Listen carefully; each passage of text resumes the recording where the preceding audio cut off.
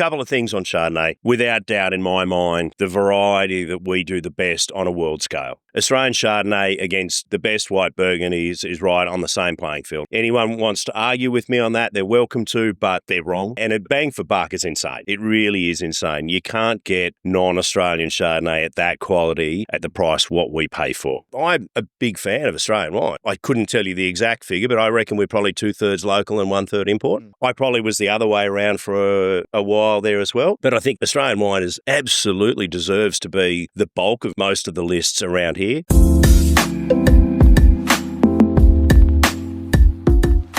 Today, we're getting a different side of the wine industry. We're looking at wine bars. We're here in the iconic Fix Wine Bar and Restaurant in Sydney, and we're talking to owner and sommelier Stuart Knox. I'm Jason. And I'm Trent, and we're here on an unapologetically unprofessional, unfiltered wine journey. And we're saying here, Jace. Our saying is drink more, try more, learn more. And don't forget to like, comment, and subscribe. Stuart, thanks so much for joining us. Absolute pleasure. Good to be here. We had the first chance to meet you at a Real Review event. It was a food and wine pairing at Lady Chew in Potts Point. Yeah. And you were up against your colleague, Aaron Brasher. I was indeed. That was fun, wasn't it? Who won that, by the way? I forget. Me, of course. But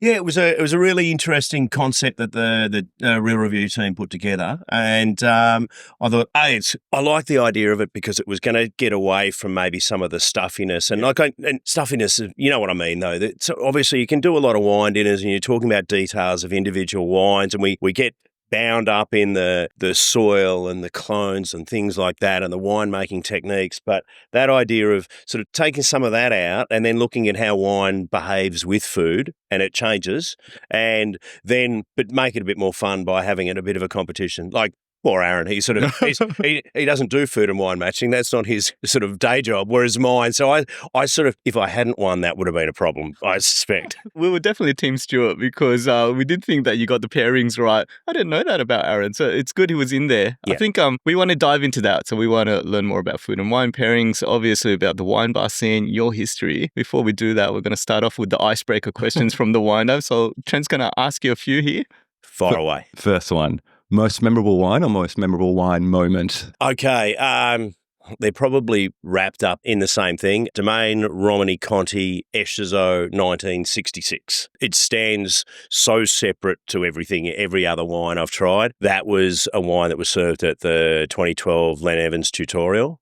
And look, the Len Evans tutorial is a cavalcade of insanity when it comes to wines. Like, it's just the best of the best, relentlessly served blind. Once you start on it, you actually then have to take all of that sort of oh wow moments about what the label is, because you've just got to nail about what the actual wine tastes like, why you think it is, and justify every moment, every word that comes out of your mouth. So it is it's quite intense and it's quite high pressure. And you do these masterclasses during the day, which are very similar to wine judging. So you've got a lineup of wines, all blind. You've got to write your notes. You've got to score it. Then you've got to, at some point, stand up and talk about that wine and why you think that is that point, and so on and so forth. So that's the daytime. At nighttime, you sit down. All of us sit down for dinner, and wines are brought out, and there's options games around those. And again, all blind. There'll always be a theme with the wines that are in front of you. So you sort of got to work out, are they connected by variety or region or winemaker or vintage, and all of these things are going on. And look, you've got James Halliday and you've got Ian Riggs and you've got the great palettes of Australian wine all just bombarding you. Look, it sounds horrible, but it's pretty good. Look, don't get me wrong, the food's pretty good and the wines are amazing. So, and we were sitting there and a single glass just came out. And that was sort of unusual. This was day 2 or 3. So for a single glass to come out blind, and you're going, okay, that's unusual. And when the wine glasses land, there's obviously, everyone sort of stops and has a little focus, but everyone really went, oh, this is one single glass. And they went, right, have a look at that. And you sort of felt this sort of crackle of energy go across the whole table as we all went, oh, wow, this is, I'm actually getting goosebumps now thinking about it. You just had this moment where you're going, this is something completely, it's a whole new level. We've gone from sort of in the second division right up to World Cup level here. You're just going, whoa, this is something. And so, yeah, we sat there and we looked at this wine and we went through the options, and it was, I don't think anyone had any idea at the age of it was drinking so young. It was just, it's 50 plus years though, right? Yeah. 1966, So that was 66, and we did it in, my maths isn't quite as good as it should be. So be 48 years old, 46 years old at the time. So it was insane. Amazing. Next one. What's the last bottle of wine you had? Had a bottle of Devoe Cuvée D 2009 champagne last night with my wife because she got a promotion this week. So I Congratulations to your wife. Exactly. So there we go. So that seemed like an appropriate bottle to crack home for that. Why not? Next one. What's your favourite grape varietal? Oh, that's like, I can't say it's like picking your favourite trial because you can always pick your favourite trial. It just changes depending on which one's being an arsehole at the time. Very true. But, and grape variety, it's a bit like that actually too. But at the moment, look, if I had to only drink one variety for the rest of my life, I'd have to say Pinot Noir. That's because it can make really lovely sparkling and it can make lovely rosés and it can make, obviously, pretty reasonable red wines too. But I'd rather not have to drink one variety for the rest of my life. I thought you were going to say Chardonnay. I was close second. I was very close. But look, but Chardonnays, I love Chardonnay. It really is one of my favourites. Like, if you said to me, pick your four, it'd be Riesling, Chardonnay, Cab Franc, Pinot Noir. That'd be my four. Then it just depends on the day. But I feel like Shannon's like a hip thing coming through at the moment. Yeah, look, I really dig Shannon because it almost offers what Riesling and Chardonnay can do in terms of a variety. It can take oak, it can be light and fresh, it can make amazing dessert wines. So that's always a thing. I guess when you come with all of these things, we just probably don't see enough Shannon for it to really take the next level to be a favourite grape variety. I'm putting my money it's the next big thing after like Grenache that kind of came through. Yeah, look, it could. We probably just don't have enough planted of it in Australia at the moment. Well, there's a hell of a lot in WA, but it hasn't quite hit the momentum yet. Yeah. Who knows? It might. Next one. Person past or present they'd love to have a bottle of wine with, and what bottle of wine would you pick? Oh, that's a good one. That's a really good one. You got to say it with Aaron Brasher. Well, I've had a couple of bottles of wine with Aaron Brasher actually over the years. I'd like to have a bottle of wine with Maynard, the lead singer of Tool. He makes his own wines as well. I'm quite happy for him to bring his own wines. He makes wines out of Texas. Oh, wow. Yeah, and I have tried a couple and they are very good. And I'd let him bring one of his wines because I'd really like to see where his thoughts are coming from such a unique place in the metal world to why he got into making wines. And I know he's a massive wine aficionado. He's spent time with Peter Gago and he's mad for grains and so on and so forth. But then how he took that and to the grains to actually choose to make wine in Texas of all places. So I think that'd be a fun conversation. That's a pretty cool one. Next one, we're in Fix Wine Bar. What's your unique food and wine pairing or your ultimate food and wine pairing? Probably the most memorable that I've ever had. We'll go there as again, it's about one of those things because I think the moment makes a big difference to that as well. It's not clinical that, oysters go well with Riesling or whatever, but it is an oyster one. It was in the Hunter Valley, hitting golf balls off a cliff into nowhere at sunset with Andrew Thomas and pouring like literally months old Semillon into oyster shells and with the oyster and slurping the whole thing down at once. I don't know that I can beat that food and wine combo with the whole thing. The memory itself. Yeah, exactly. Yeah. There we go. I think so. You need the golf as well to make it. Well, that's the best sort of golf because it doesn't matter which way it goes. You're not stuck with the fairway and the trees on the other side. You're hitting it off a cliff. It doesn't matter. As long as you don't go off the cliff, it's a good shot. Okay, next one. What's your biggest lesson learned on your wine journey? Probably biggest lesson is understanding that everyone's got a different palate. I think that's really another thing that we can get caught up in as a sommelier or a wine reviewer, etc., is that we think we're right and we have learned opinions, but they are still only opinions and everyone has the right to enjoy whatever the hell they want. It doesn't matter what you think, their preference is still valid. Listen to the customer. Well, not always. The customer is not always right, but their palate is okay. That's there's I've got to be careful. I won't say the customer's always right. They're quite often wrong. But at the end, look, if you want to drink a Grange with your oysters, off you go. If that's really your thing, I personally, no, I don't like it. But I think that comes with time, not just doing this, but time and being alive as well. You work out that, you know what, the longer you go, the more you realise you don't know. Yeah. I'm going to throw a bonus question in here. Is there something with you in the red shoes as well? Actually, yes, there is something with me in the red shoes. So having my own place, when I opened here, you sort of start with a picture of what you want and you evolve and things. And I sort of got to a point, I went, why am I wearing these uncomfortable shoes like black leather sort of dress shoes to work every day? I own the place. No one's going to tell me not to. And on the time I went, oh, I'll just wear my trainers one day. And just wore my trainers and they just happened to be red. And it sort of stuck. And it wasn't really a conscious sort of branding thing. And everyone went, oh, I love the red shoes. And I did have a sort of favoritism for red shoes. When I think back there, probably I had a few different coloured pairs of trainers, but I think 3 were red and 1 was a different colour. And it's sort of, it's stuck ever since. So, now I've actually got crates and crates of old red shoes downstairs because I keep thinking I should do something with them in the restaurant and I haven't yet. I've only been here for 19 and a half years, so 19 years or so. So there's plenty of time to get that Pretty done. Cool. I guess part of your brand now, right? Well, it sort of is. Yeah, exactly. I get in trouble if I go out in not red shoes now. Yeah. There's something wrong. Well, it's the red shoes, Stu. What's going on? I know. Yeah. That's an icebreaker questions. Yeah, I've never heard that's absolutely a bonus round question. We've never asked someone that. So No. unique to you, which is perfect. Yeah. We're gonna ask a whole heap of other questions around your journey, wine bar scene itself. Yep. More about food and wine pairings. Before we do so, there's a couple of bottles of wine in front of us. We are in a wine bar, and I think you've got 200 plus wines on your wine list, and about 100 available by glass. Is that right? Yeah, that's about right. Yeah, look, it ebbs and flows depending on all sorts of things. Yeah, but I generally keep it to around that 200 mark. Basically, that's as much as I can fit onto the piece of paper that I use for that, which is probably good because if I go into multiple pages, then I end up with a way too big a list. And then, it's about 50% of it's by the glass at the moment. The Coravin is a fantastic addition to the wine bar scene. I like the fact that it's not some thick book that you kind of wade through just looking at the list here. But we've asked if there's any particular ones you wanted to highlight. I might show this to the screen. It's a Chardonnay from Tasmania. And so Rivulet Glaciers Bay Chardonnay 2024. Yeah. So talking about it, neither of the two wines or the variety I said was my favourite, but that's all right. I struggle to pick favourites. Look, Chardonnay, a couple of things on Chardonnay.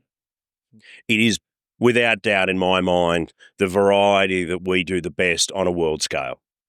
Like Australian Chardonnay against the best white Burgundy is right on the same playing field. Anyone wants to argue with me on that, they're welcome to, but they're wrong. I'm right.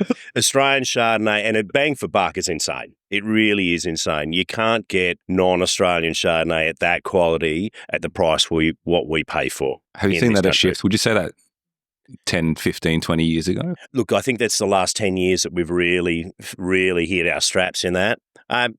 Chardonnay is a variety that obviously has a pendulum swing when it comes to what the consumer wants. Obviously, we've been through the big buttery styles. We went right into that really flinty style. And I just think right now we're in that perfect sweet spot of power with precision as well. And I think this wine, to me, really encapsulates that as well. It's got that Tassie power. There's drive and focus there. Really well built. There is subtle oak there. There's a little bit of that flintiness there as well, but it's not. None of the components are sticking out. Kira, who's the winemaker and owner of Rivulet, she's. I've known Kira for years. Actually, I knew her before she got into winemaking. She used to be a reviewer for the Good Food magazines when she lived in Brisbane. She had a tree change or a vine change, I guess, and then moved to Tassie to make wine and has worked down there with Vintage Tasmania, which is the main commercial winemaking company that's down there. She spent time at Freycinet making wine there as well, and she also then set her own label, Rivulet, and that's out of, most of hers actually has been sourced from East Coast or up north. This is Glaciers Bay, which is in the Huon Valley, very close to where Jim Chatto's from. And I've literally only tried this wine maybe 2 months ago. We were doing our Hobart feature. These came through and I went, wow, that's Pretty damn good. damn good. Yeah. So How much is that retailing for? Testing your heat? retail, yeah, I'm just trying to think it'd be, I should say it'd be about $50-$60. Wow. Yeah. Like That's great value. Yeah. When you're talking about power, Yeah. but also the Yeah. fruit concentration is also there, but also the mouthfeel on it is great. It's got everything so beautifully in balance. Correct. And it's 2024. Like it's still very young, but it's coming out of the bottle in the glass. Bang. We've only just poured that. It's not like it's sat there for another half hour just to open up. It's just, yeah, it is absolutely stunning. Is this where you see the consumer at the moment? Yeah. Like there's enough people out there that go, oh, I don't like Chardonnay. But have you got a Chablis on? Okay, fine. That's another argument I've given up having. But that's all right because I know when they say Chablis, I know the style they're looking for. And then there's some that still go, have you got that big, rich, oaky, buttery style? What I tend to find though is most of those, if you actually get a glass of something like this in front of them, whether they're looking for the buttery style or looking for the Chablis style, they go, oh, that's really nice. Because the beauty of good wine is everyone goes, oh, that's a good wine. Whether it's what they were looking for or what their preference is, generally you go, that's a bloody good wine. And that's the most important thing. Yeah. They've got to enjoy it. And that's all that matters. Exactly. Yeah. All right. That's a great representation of what people can find here at Fix Wine Bar and Restaurant. We want to take it back to the start. So okay. Your love for wine. I mean, we were talking earlier, you love surfing. Born on northeast coast, New South Wales. You got into Bulldogs. You love. You like AFL. Yep. Why wine? What was it that? So yeah, I grew up in Coffs Harbour, so up heading towards the Queensland border. And when you're in north coast of New South Wales or anywhere towards Queensland, wine's not really part of the main scene there. It's beer or rum. They're the main two when you're in Coffs. But my parents drank wine. And they were a bit unusual in that regard as well. So they've always drunk red wine. And my parents, their main go-to, and you did a podcast about it, was the Sononry. Yeah, I love that because I know exactly what you mean. And it's one of those wines that they always drank Penfolds, but particularly Sononry was the main one when they're having a nice bottle. They'd have a bottle of Grange to celebrate it when it was $40 or something ridiculous like that. And so I grew up with them drinking wine around there. So I suppose that, like a lot of people, if you've got wine when you're growing up around you, I wasn't drinking it, but it made sense to me. It wasn't completely foreign to me there. And as I was going out and turning 18 and starting to drink and things like that, I had my fair share of rum and cokes and I had my fair share of beers and things like that. But I'd have a glass of wine with mum and dad when I was having dinner with them. And again, it wasn't that I was mad for it, but I quite liked it. And it was just in the periphery of my life then. And I moved to Sydney to go to university and got a job for a catering company, working as a waiter for them, which suited me because I could work nights, go to uni and surf during the day. So that all worked well. And that got me going down that hospitality path. And the wine thing grew from there. And I was there going, oh, that was interesting. And I got more interested in the restaurant thing and less interested in university and failed that eventually. And then it just started building to a point. Then suddenly I went, hang on, this guy in the restaurant that I'm working at, he does the wines. And I reckon I know about as much as wine as he does anyway. But he's getting all these free bottles sent to him to try to work out what can go on the wine list. Hang on, there might be something in this. Yeah. So really it was just a commercial decision going, I want the free wine. How do I get into that? And look, that twigged me. Well, really, and I say I was looking for the free wine. It was more that I went, oh, hang on, there's actually something more here than just running plates in a restaurant, looking for while I work out what I'm going to do with my life, that there's actually could be something here, and worked in different restaurants. And that got me to the point where I was able to be the person on the floor that was recommending wine for, there wasn't such as a thing as a sommelier in the mid-90s. There was maybe two. John Clancy would probably be the only one at that point that was a sommelier in the mid-90s in Sydney. But I was still the one that was going, this guy is having this. Stu, can you just speak to him about the wine list? And so I was doing it quasi anyway. And then, so that got me going. And then I moved to London and was in the right spot at the right time to get a job as a junior sommelier at Bibendum Restaurant in London. But that was a big step, right? 1998, you packed your bags, Yep. went across there. I'm guessing you didn't have that Bibendum job lined up. No. So that was like most Australians do, right? I'm off to Europe and we're doing the working holiday thing. My wife and I both have got British parents. So both of our mothers were born in the UK. So we've got permanent residency for the UK. So we weren't too worried about having to rush through it. We can live there for as long as we want and so on and so forth. So that sort of probably freed us up a bit to go and do some travelling and do this and that, but then go, right, well, we came back to London at the end of 98. We travelled through most of 98. End of 98, got to London and started looking for jobs. But when you're looking for work, when you're not on a working holiday visa, when you've got permanent residency, you can get probably a slightly better one. So I started as a full-time waiter at Bibendum, a chef de rang, as they call them. And then the position of junior sommelier came up and I begged quite heavily for that and Very cool. got lucky. Were you ever formally educated in? No. So I've when I came back, I did the WSET courses, 2 and 3, but not the diploma. Yeah. Just because I thought I should have that there. But yeah, no, I've not had any formal training. What did your time at Bibendum kind of do to you? Did it kind of open your eyes? I'm guessing the wine scene is quite different in the UK compared to here. Yeah, well, we look at Australia was where I was working. It was a very parochial wine scene, and that's fair enough. And it was very, very Shiraz dominant, and that was about it. So that was sort of the thing. London is the most amazing spot to work for anyone who's interested in wine to go there because they don't make any wine relatively. So they bring everything from everywhere. It's sort of the hub of wine in the world, really. New York could be the next one up, but for realistically, with Europe so close, but such open borders for imports for Australia and South Africa and South America, everything came through London. Bibendum, I was spoiled, incredibly spoiled, because Bibendum Restaurant, we're talking in the late 90s, and the average bottle price then still was £110 a bottle was what everyone was buying. So 300 Australian 25 years ago is like on average now it's probably about $1,000 a Yeah. It was insane. It really was. So as Premier Cru, Burgundies, run of them, it was like that was standard growth Bordeaux's, second, third, fourth Bordeaux's with 10 or 15 years bottle age was standard. Bibendum had a bonded warehouse. So the UK has got a good system that you buy wine in Europe on release, you ship it into the UK, but in a bonded warehouse. So you don't pay the tax on it, the import tax, until you bring it out to bring to the restaurant. But you pay the tax on what you paid for it, not what it's worth 10 years later. Yeah. So they had about £1 million tied up in that cellar, which again in the late 90s is a lot of good wine. So Bibendum, you're drinking incredible wines, your palate's broadening as well. Yeah. Did that kind of now solidify what you wanted to do with your career? Yeah, absolutely.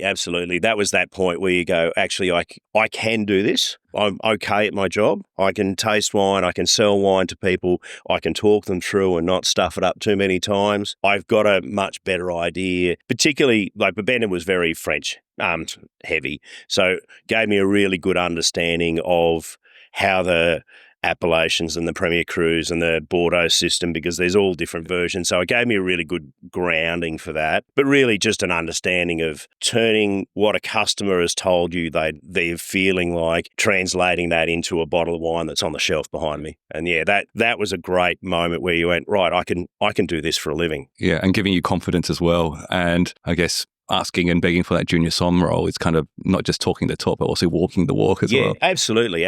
And we at Bibendum, I had a head sommelier who, on my side of the roster, was split in two sides. He was from the Loire Valley, so my whole time with him was always drinking Cabernet Franc and Chenin Blanc. That was all he'd let me drink, which is okay. We were allowed to drink a bottle of wine between the two of us each service, so you got to try a lot of things. And the other head sommelier on the other side didn't drink at all, so we quite often drank his share. So yeah, we had fun. Don't get me wrong, it was crazy. Like, it was late 90s in London. People were spending ridiculous amounts. But our wine buyer was Matthew Jukes, who's incredibly influential wine writer in the UK, a big supporter of Australian wines and still is today. So he was the one that sort of went, right, I think he obviously saw something in me and my palate at the time, as green as it was, that there was something there. So yeah, And so to get that sort of level of support behind you does build your confidence as well. And how did that time turn into the Fix Wine Bar? Yeah, well, that's it. You touched on it before. Also, surfing's my other love, and surfing and wine are two really contrasting loves, because if you enjoy one too much, you can't do the other. Can you do both at the same time? Yeah, I think people drinking while surfing. You haven't quite nailed that one. Everything gets a bit salty, I guess. Maybe I'll try it in the pool out at Urban Surf. Might be a bit easier. No, so after about 3 years in the UK, I needed to see some sunshine again, and so we moved back, and that was when I got the role as sommelier at Level 41, which is another legendary restaurant. And that was another really interesting shift, because I went back to more Australian dominant, and they had the Anders Josefsson collection wines there. So lots of back vintages of Grange and St Henri and all the great reds particularly. And red wine always seems to be the one that we talk about there. But there was Vat Ones and Elizabeth Semillons and all of those great classic Australian wines that they sold up there. So it was a different shift for me in what I was selling. And that was another good learning curve, again, seeing what the Sydney market was. But I'd spent time at Bibendum and spent time at 41, and they were both beautiful, great restaurants, but they were really uptight and formal. Like I was done with the yes sir, no sir, 3 bags full sir, the full suit and tie and the napkins and waiters' cloths and the leather shoes. And the leather shoes, exactly. And I just went, there's just Sydney's lacking something here. And there was some great wine bars and great bars in London. And when we were in Sydney, we'd go to Melbourne and go to different places as well. And I just started going, missing that vibe. There's just not that vibe of wine, good wine in a casual setting. And I'll be honest, I'd got jack of the whole thing. And I left 41 to open an espresso bar, which was called Fix at Castlereagh. That's where the Fix came from. And then this site came up and we took it over, and I had a half, like most of the things I've done in my life have been half-assed when I've gone in, and I've just sort of worked it out as I've gone. And we got in here. I had a picture of it more being more a cafe with some wine there, because we got the other one licensed. We had 5 whites, 5 reds. It was just something there. But I also realised as I was there getting into this that, you know what? Coffee is not my thing either. Yeah. Early mornings are not my thing for service. It was fading, and that was when Sydney was going through this new change. There was a license called the Dine and Drink Authority that came in for the Olympics in 2000, which was stupidly expensive, but it meant you could have 30% of your customers drinking without food. Okay. So we got that for here, and it was. Now I think you look at the people complain about the red tape now, what we had to go through to get that was insane. But we got that. That gave me some sort of momentum.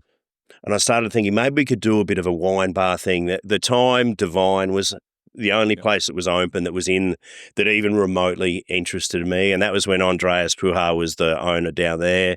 He's now just a sole wine wholesaler importer. And I really liked the way he had the place set up with a bar at the front and a restaurant at the back. This was a fitted out restaurant, so we didn't change it really. We just took it over. But went, there's something there. And then that was at the time when Clover Moore came in. She was she was still in the state government and also the mayor, and they abolished that stupid Dine or Drink Authority and came through with a different version of it, but just gave you a bit more flexibility. And then, that's when I went, right, we can do something cool here. I remember going to the city around that time, and it was like there weren't many wine bars at all, and then it started to pop up.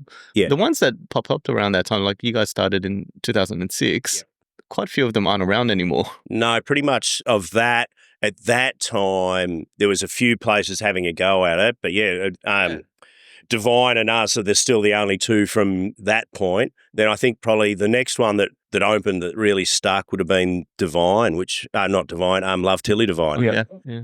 Which was 2011, 2012, around there, I'd say. Yeah, so. Why do you think you've been able to have the success to continue on? What's the secret? Stubbornness, stupidity in some of these things. But you've got to be stubborn in a lot of this. You just got to say, right, well, maybe it doesn't make sense. We went through the GFC in 2008. That was probably a good turning point for us, because that was the point where the corporate spend was the first time I'd seen that contract and go through that. But you saw how they shift, and at that point, everyone wanted a drink at lunch. Well positioned because we've got the law here, and the law is still probably the area that is still more comfortable with a drink at lunch than a lot of the big four banks now pretty much are all no. So finance is a bit wobbly on there. But back then they went, right, can't buy a bottle of wine for more than $100. If there's $100 bottle of wine on the thing, we won't reimburse you at all. All sorts of those rules. And then we're going, right, well, and that's when I first went, right, well, maybe we'll try some expensive wines by the glass. Can't have a $100 bottle of wine, but I can have 8 glasses of wine at $30 a throw. Okay, cool. So that probably brought more customers in as people sort of trickle down. They're not at the top end, they come down. We got them more through there, and it was a momentum thing as well, and just kept on keeping on. People kept coming in the door, so that's probably the thing. We rely on ourselves being a neighbourhood restaurant, but my neighbourhood is the CBD. Yeah. Building on Jason's question, you opened in 2006, it's 2025 now. It's like nearly 20 years, which is a huge achievement. You mentioned stubbornness, but I think it's also resilience, determination as well. Like, what's been your reflections over the last 20 years? Yeah, look, I think all of the above. I think the key, probably the big factor here, and I sort of touched on it on something else before, is that you've got to be prepared to change what your vision is for what the market is looking for.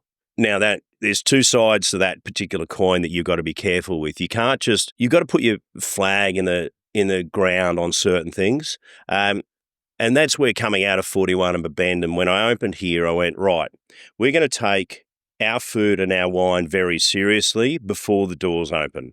Once the doors open, I don't want it to be serious at all. So that's a tricky one, because you got to, like, some people, particularly 20 years ago, wanted it to be all very formal. Thank you.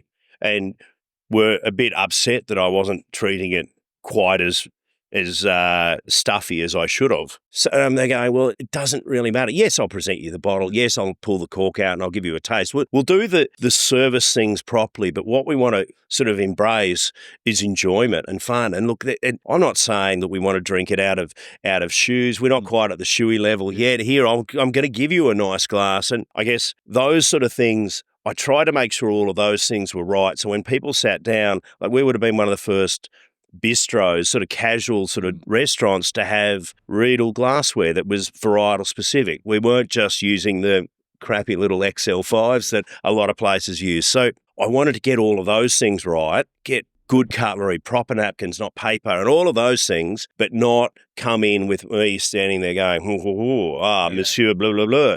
And just take some of that sort of pompous is the word, yeah. Some of the pretentiousness out of it, and make sure it was what hit the plate and hit the glass. People went, that's really good. You just got to keep exceeding expectations. You just don't know what people's expectations are when they walk in. That's the tricky part. I reckon that's a bit of the Stuart Knox magic. I think, like, when I'm listening to you and you're talking about wine, you take all of that away and just make people feel comfortable. It isn't something pretentious. And even coming into your bar and restaurant here, it's not a pretentious restaurant or bar. You can tell it's a wine bar. Yeah. But it's not been trying to be uncomfortable and, one of those very expensive kind of places. Absolutely. You guys aren't old enough, but if you get onto YouTube, you'll find a TV show called Cheers. Yep. And I know that. Yeah, there we go. There we go. We are old here. Everyone knows your name, right? Well, exactly right. And that's always been my sort of go-to idea of a bar. And where everybody knows your name. Now, I'm terrible with names. I'll be the first one. I don't know anyone's name. But aside from that small failing, but the idea of where everyone knows your name is that we want to treat you all like you've been here before, whether you have been or not. And look, it's one of those things people say, oh, yeah, I want to treat people like they're in my home, et cetera, et cetera. But it's valid. But more to the point, I just want you to feel like you're in a bar that you could walk into by yourself for the first time and go, oh, I feel like I've already been here before. Sometimes we're more like Volta Towers than Cheers, but that's all right. You do know everyone's name, just call everyone mate. Yeah, exactly. Everyone is mate. Mate. It's very simple. Australia's wonderful for that. Now, we do want to talk about food and wine pairings. Before we move off the wine bar topic, I do want to talk about the Sydney scene right now. And where is it at? The Sydney wine bar scene, where's the consumers? Is there specific things they're looking for? Are there challenges you're experiencing? Look, I think because I'm old and I don't get out much anymore, I don't know the scene as well as I might. But that's all right. What I can talk about here, and I think this is going to run across everyone at the moment, is that we've seen a lot of chaos the last 5 years. We all know that, and I think now we're just starting to find people are starting to find their feet again. Interest rates are settled. Cost of living is plateaued out. It hasn't gone backwards by any stretch of the imagination, but at least it's plateaued. So there's a bit more probably comfort in the market on the consumer side. But value has always been, and it will continue to be, what people are looking for. What their value proposition is, and trying to over-deliver on that is still the be-all and end-all of what we do in hospitality. And I think we do get, as an industry, a bit bound up in doing what we want to do and not reacting to what the customers want to do. And I think the best bars are the ones that have gone, here's what we do. We'll tweak it around what you want to do. But you've also got to be honest enough and say, look, someone says, oh, Stu, I don't really like this. Get it. Totally understand that you don't like the veal schnitzel on the menu. However, it's been on for 19 years, and if I take it off, I'll get lynched. So I get it. You don't like the veal schnitzel. Just go somewhere else for your schnitzel then. You've got to find the balance on that one. And I think the good places are the ones that have got an honesty is the word, honest about what you do. This is what we do. We stuff it up at times. We over-deliver at times, so on and so forth, but you've got to be honest about what it is that you're selling.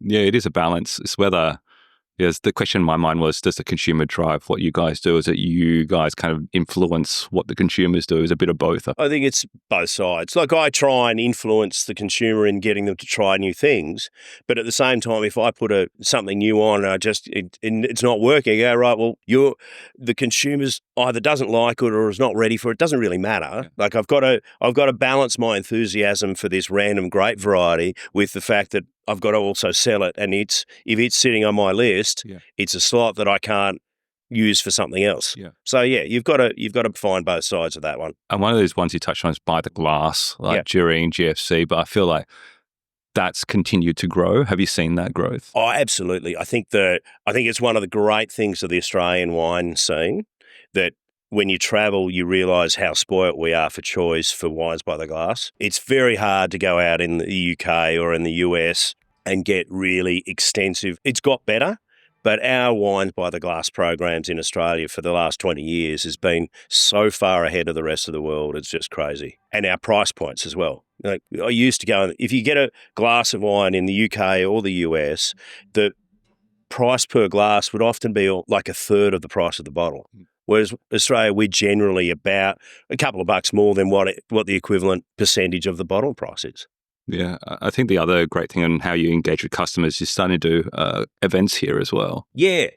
So we used to do a lot, and then COVID came, and like we've had 5 years again of not sort of, and I guess I'm back to doing a lot more events because at the end of the day, as a business, I've got to remind people we're here. The press isn't interested in 19-year-old wine bars. They're only interested in the newest things.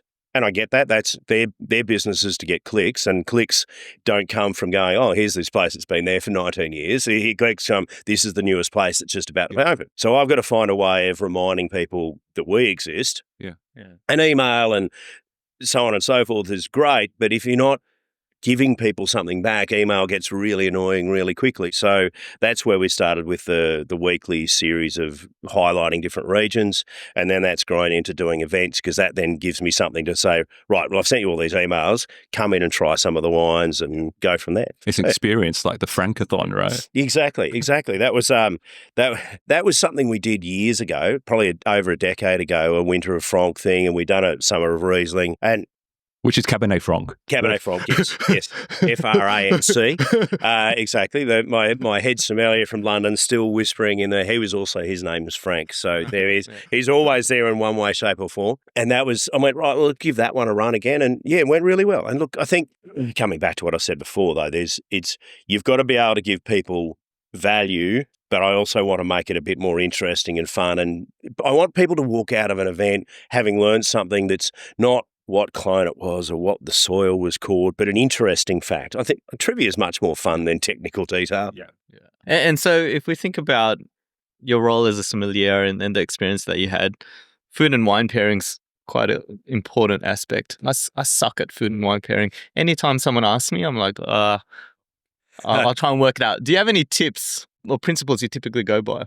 Yeah, look, it is very much a trial by error basically. And I've been once back in the day at level 41, we had the degustation menu and I had to do matching wines with all that. So I spent a bit of time then being serious about it, and which was great.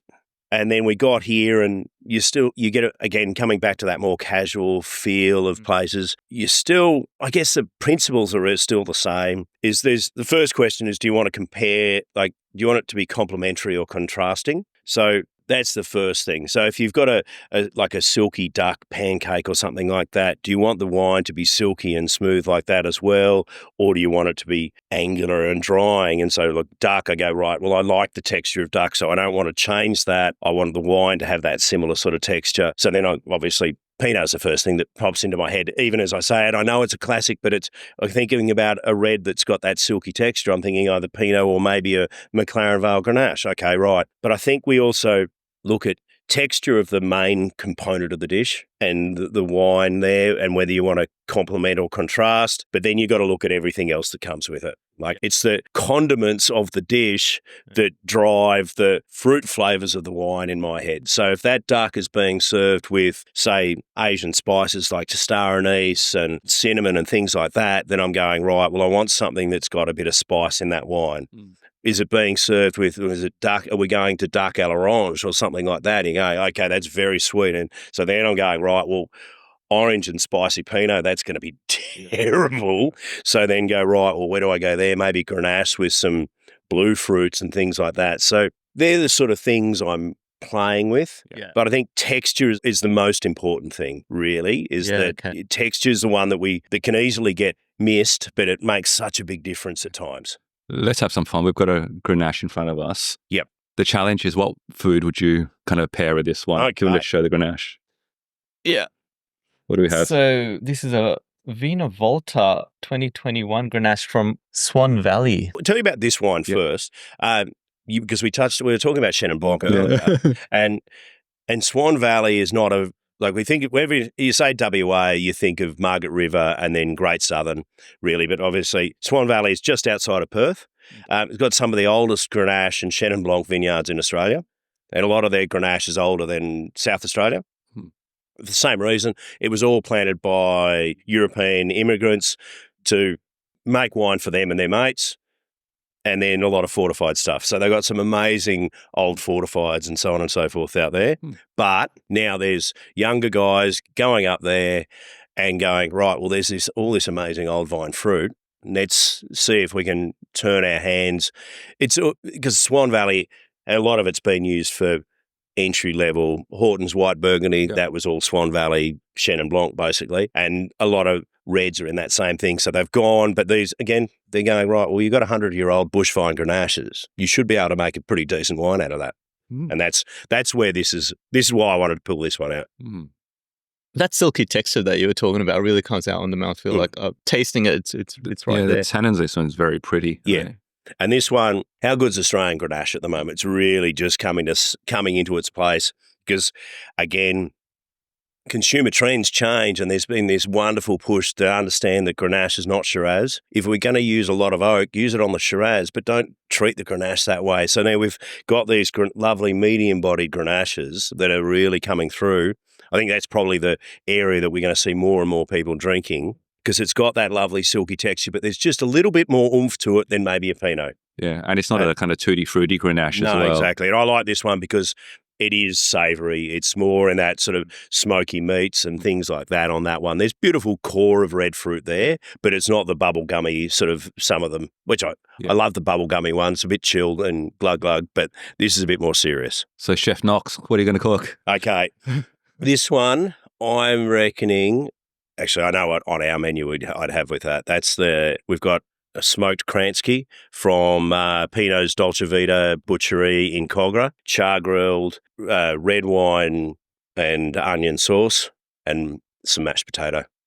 That actually, no. Chef. Yeah. We got any around? Yeah, exactly. You just said crank skin. I was like, that would go. I'm just thinking about our menu going, that'd be. The choice of this wine is what's interesting. And we did want to touch on that. A lot of times that we're interviewing, particularly local New South Wales wineries. Yep. The comment that we'd get or hear is there needs to be more support from the Sydney wine restaurant scene, bar and restaurant scene for local New South Wales wineries. And that's from a winery perspective. From a wine bar business perspective, how do you see it? Is that the case? Is there enough support? It is a tricky one. I get it. I understand, because obviously the hunter looks at Sydney and New South Wales wine regions look at Sydney and go, you don't support our wines. Like if you go to a Melbourne restaurant, yes, and I'm there going, well, yeah, I'm going to get in so much trouble for saying this. But Melbourne's going, well, we've got Yarra Valley, Gippsland, Mornington, Geelong, all around us. That's some of the best vineyard area in the country. You go to Hobart, they go, oh, look, you've got all these Tassie wines. Yeah, Tassie wines are pretty hot too.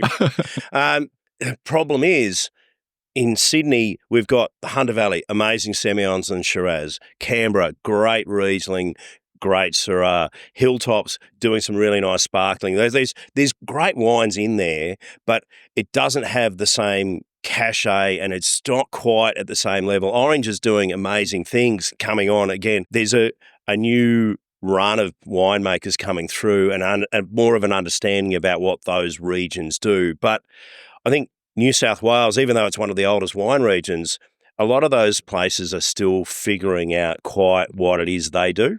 Again, like I'm going to get in so much trouble for this, but that's all right. I've got into trouble before and I'll get doing it again. So I think that's one side of it. I think there's really good growth in those wines there. But at the end of the day, I'm running a business. Yeah. Unless people are coming in insisting on drinking orange wine, yes, I can influence their drinking somewhat, but I can only go so far. So if I go, right, well, I've got this particular wine on by the glass from such and such region, it's taking me 3 weeks to sell one bottle, the customer doesn't want it. Yeah. And I can put it in front, you can lead a horse to water, you can't make them drink. I can, all of those sort of things, you get stuck where you're going, well, I need to spend my time on making sure that people are drinking the wines and enjoying them and they're liking that and so on and so forth. And they've got to be wines that move over and not everything out of New South Wales. Unfortunately, the consumer aren't there and it's not my job to sell the wine regions. It's the wine regions to sell to the consumer. Yeah. So the consumer comes and demands that they want New South Wales wines. I think sometimes we get a bit stuck.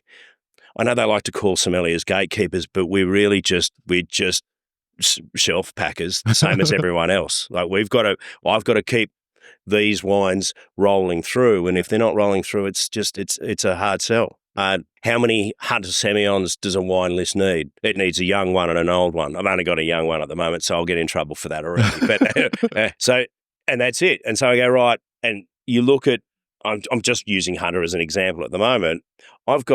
I've put a wine list together. So, I've got a young Hunter Semillon and I want to have a young Hunter Semillon. I would normally have an old Hunter Semillon as well, which I don't at the moment, but I don't need more than one of each. And there's a lot more than one of each of those produced. And I get it's tough at their end as well because they've got to, how do they get in front of the consumer? That's the tricky part, but that's not my job is not to solve their lack of market awareness. That's their job. That's what their marketing budget's for. If they want to give me their marketing budget to go through here, then we can talk. Different bag of biscuits. Yeah. It's a business at the end of the day. Exactly. And looking through the wine list, you do have representation across New South Wales. You have representation across Australia as well. Yeah. So, and look, I'm a big fan of Australian wines. So I reckon I couldn't tell you the exact figure, but I reckon we're probably 2/3 local and 1/3 import. I probably was the other way around for a while there as well. But I think Australian wine absolutely deserves to be the bulk of most of the lists around here. And I'm not a place that's selling to tourists coming through. I'm not the face of Australian wine. The bulk of my clients are people that live and work in the city. Yeah. So they're not coming here to go, what's the newest thing from the local area? They're going, well, what What's happening in the world? weirdness have you got from the outside of Australia? Yeah. So that's the other thing from me, this specific place. Do you think that's where maybe it's more Sydney consumers where they want choice? I think, and it comes back to that by the glass thing. Sydney consumers are way more adventurous than they would have been 20 years ago, and they want to try lots of different things and new things. And I've seen the rise and fall and rise of natural wines and skin contact wines and oxidative wines, and they're all in there now, and because people want to try them. But again, you've got to, I think it's like anything. It's whether you're cooking or anything. Everything's got to be in balance. You've got to be able to try and offer as much breadth as you can inside your frame of what it is that you do. Do you think that because I'm looking at your wine list right now, and it's not like you have the big names out there, and I feel like there's a specific decision you're making as to how to curate your list. Is there an intention behind who you choose? Yeah, there is. Look, it's not a written in stone conscious thing, but I'd like to basically say that every wine there, every bottle on that list has a story, whether it's about where it's from or who made it or the variety that it is, or it's how it was made, like a skin contact wine. There's a story there. And the big names and the big commercial ones, their stories get a bit lost in the nature of that large scale. That's part and parcel. I don't think, that's not to say that the big wineries are not making quality wine, but I guess probably when I say story, I mean character. Yeah. There's a character to everything that's on there that is just something a little bit special in comparison to maybe the run-of-the-mill standard line. Yeah. I don't want to come to a wine bar and taste a Penfolds that I could have purchased and taste myself. I want to discover something new. Yeah, and I feel like that's like the experience here with the Chardonnay and What the happens if Grenache. it's Grange by the glass? Yeah, it depends on the price. Well, exactly. And look, when it comes to the things like using Penfolds as an example, I can't compete to have it on my list with Dan Murphy's retail pricing. It's not possible. And that's a business decision that if Dan Murphy's have got it on at that price and I've got it here, I'm going, well, if Dan Murphy's has got it on for less than what my wholesale price is, there's just no point getting in that shark-infested pool. Thank you very much. Yeah. But I also like walking away and going, okay, I found a new producer that I think it's more interesting. It's more interesting to me, and it gives me more enthusiasm talking to a customer. So I think I want to still be interested in what I'm doing on a daily basis. It does feel, at least for me, but also maybe broader Sydney consumers, it is choice, but also differentiation. And they like to have something different they can tell their friends about, right? Yeah. Like, hey, I tried that. Yep. Penfolds, whatever. Exactly. And that's it. They'll come in and they go, I was at such and such and I had this amazing bottle of blah, blah, blah, and mobile phones mean you can take a photo of it and send it onto your WhatsApp chat and away you go. Yeah. But to your point as well, like by the glass allows you to compare Chardonnays from Burgundy compared to Chardonnays in Australia, and then you realise how good Australia bottles are. Then you might go out to that producer and then purchase those bottles as well. Yeah. Whereas you wouldn't really have that access to Burgundy Chardonnays all the time. No, exactly. And by the glass it allows people to try things that they wouldn't normally. As a wine nerd, you go, look, I don't mind dropping $50, $100 on a glass of wine of something that I really want to try. But do I want to drop the whole $800 on the full bottle? That's a bigger commitment. Yeah. Let's talk about wine list anxiety. I would often go into a restaurant like that and be presented with the wine list, and I'd be like, which one should I choose? And often I'd ask the sommelier for a recommendation. But the message that comes out on social media right now is just choose the second most cheapest one. So, tips for consumers when going into a restaurant and there is a wine list. Yeah. Look, I think I always come back to give the sommelier the benefit of the doubt. If it's the first time there and you don't know them, still they are employed. A sommelier is not a fancy role. Their job is to sell the wines on the list, to sell you a wine that matches what you've told them you like to drink. That's all my job is. Chefs have gone through their rock star phase, but their job is to cook the dish that they've got in their head and hope the consumer likes it. My job has got a bit more flex because I get to ask you questions about what you might like and then try and match that, what you've described, to wine that turn that into my own language to match a bottle of wine that's on the shelf behind me. And it's not that fancy. It's our job spends a lot of sommelier spends a lot of time unbacking boxes, throwing cardboard and flattening and all that, restocking cellars and all of those things. So going back to your question is that absolutely give the sommelier a run, but give them some parameters as well. Yeah. Like and I get that. That's probably the hardest part as a consumer is to actually know, what do I say? Yep. So the sommelier doesn't think I'm an idiot. Well, the sommelier thinks you're an idiot anyway, or I don't know. So you don't have to worry. You stop worrying about someone else's opinion who you've never met before. Yeah. That doesn't matter. Like that's the whole point in life is that if this guy you've never met before thinks you're an idiot, does it make any difference? No, because you just want to make sure. Because if he doesn't get the job right, he's the idiot, not you. So that's you. So what do you think? So just give them parameters. Yeah. Go and hopefully they'll ask you some good questions. But prices are really, it's the one that no one asks and it always gets awkward because they go, oh, Stuart, I want you to pick a red. I go, and you go, look, are we spending $50 or $500 here? Like, because that's going to change my parameters. And if they say but if you go somewhere between 75 and 150, pick me a red. Couple of descriptors there. I don't need a full fruit salad list of what you're looking for, preferably. But what I do want, obviously the colour's very handy. Price point is a huge thing, and it's where I think probably most of the tension really comes from. Because you go, oh, can you pick me a nice red, and give you a few descriptors, and then you get the bill and go $175. Fuck! I was only wanting to spend $80. Well, if you'd said that first. Then we could have avoided this whole angst at the other end. So price, just don't be shy about Be price. Transparent, be upfront. Exactly, yeah. And then choosing the second cheapest wine is not a good idea. Look, most of us in the wine trade have seen the memes about that one. So our second cheapest wine might now be our best margin wine as well. So you go for it. we might have caught up on that. We're not that bright, but we can eventually get there. It's a tough one. You're the hot date, right? And they ask you, what's your price range? You don't want to disappoint as well. So well, there is that. And you've got,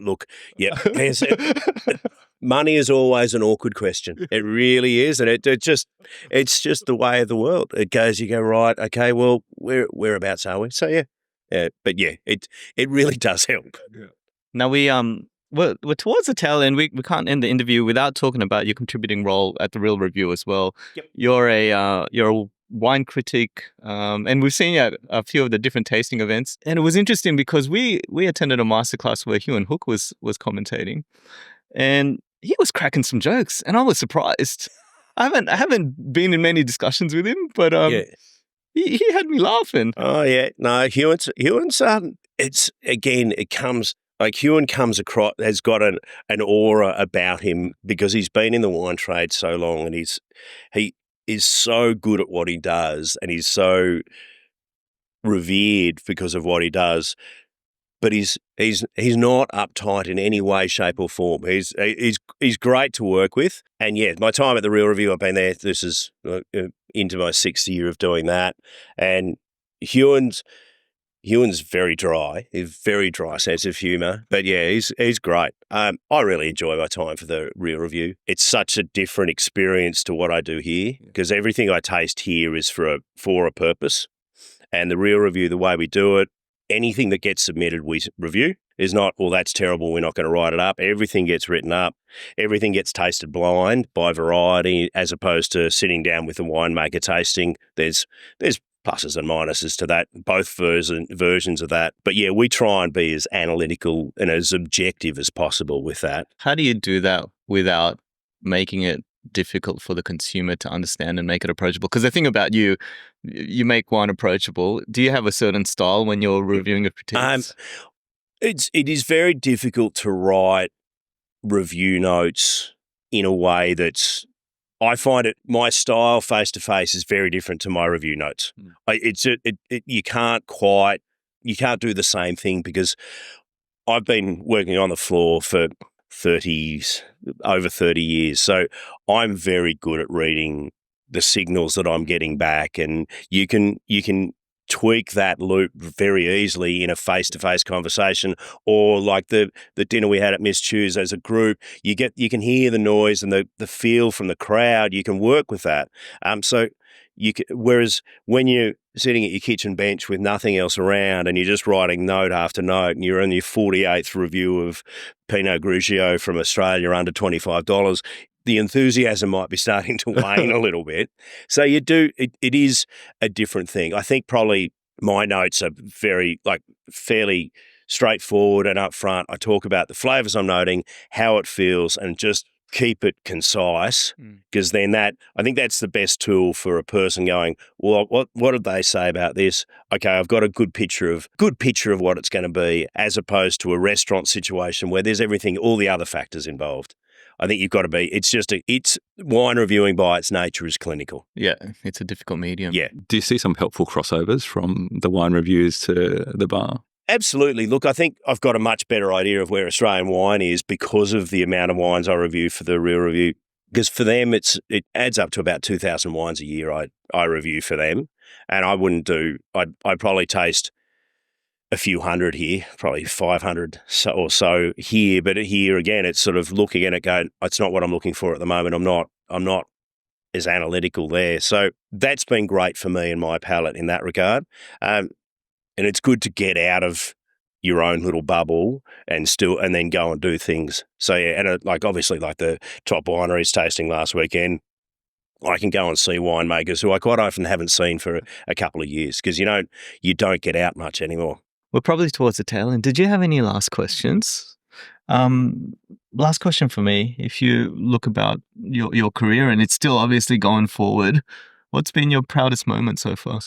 Look, it's probably a couple of things. There's been a couple of moments where I've had some awards. Sommelier of the Year for Sydney Morning Herald in 2012. That was pretty incredible, because up until then, and pretty much all the times with that, it's always been at the top end of town, the fine diners that have had the sommeliers that are doing that. So to get that was pretty cool, just to understand that a small casual bistro place can have an impact like that. And getting the other one of the really great moments was getting that call from Huon saying, we'd like you to come on board as a contributor for the Real Review. Because if you look at the wine trade that I grew up through, the idea of a wine writer is sort of the pinnacle of what you want to do. You just get paid to write about taste wine all the time. It sounds fantastic. That's absolute horseshit.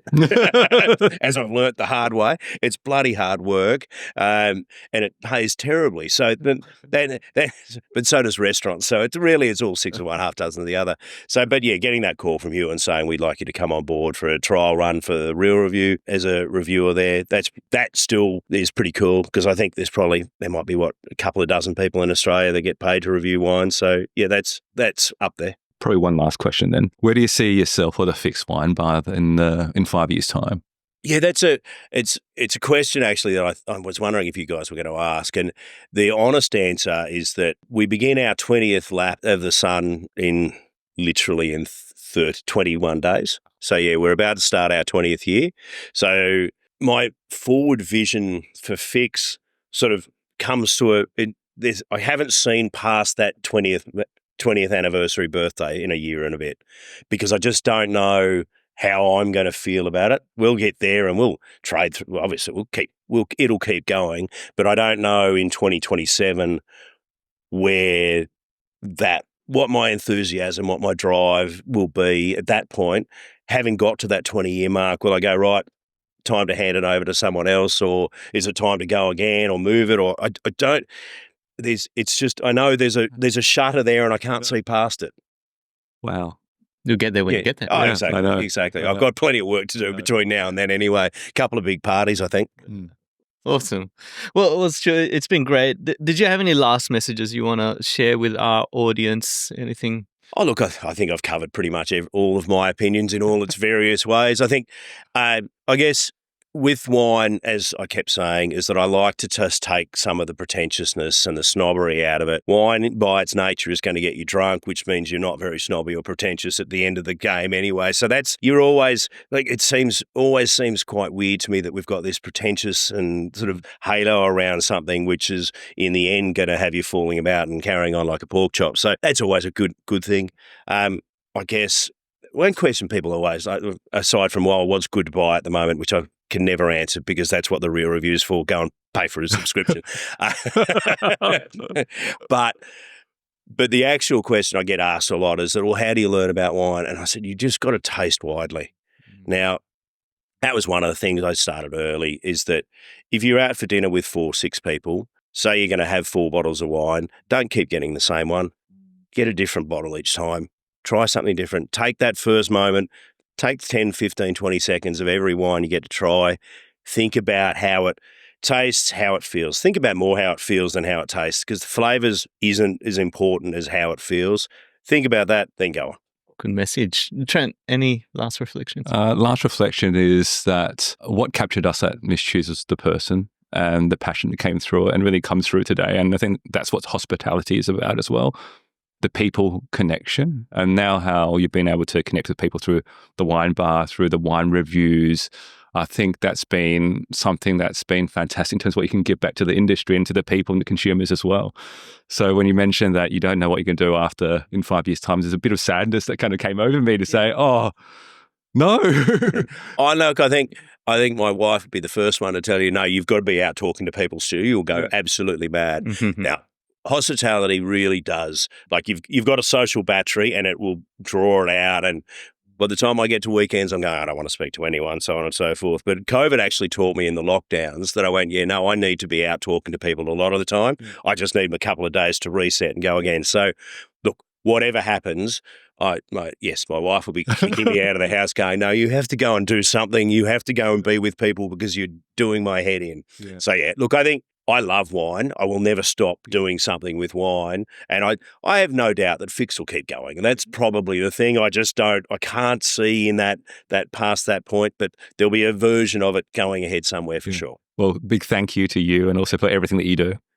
Awesome. Look, I think earlier in the discussion you said you had a bit of stubbornness with Fix. I think that really is grit and persistence. I think whatever you're going to do, that grit and persistence will take you to your achievements. I did want to say thanks for making wine approachable. I think your character, your personality, the way you present these things, it just makes it easier for someone to get into the wine industry and enjoy wine. Yeah. So really appreciate that. Thanks for having us here and hosting us at Fix Wine Bar and Restaurant. That's an absolute pleasure. Thanks for coming along and asking me for a chat. It's fun. Yep. Definitely. It is fun. And thanks for sharing these wines with us. For our viewers and listeners, come over, visit Fix Wine Bar and Restaurant here in Sydney. Have a chat to Stuart Knox. That's us here at the Wind Up. As we like to say here, drink more, try more, learn more. Thanks all.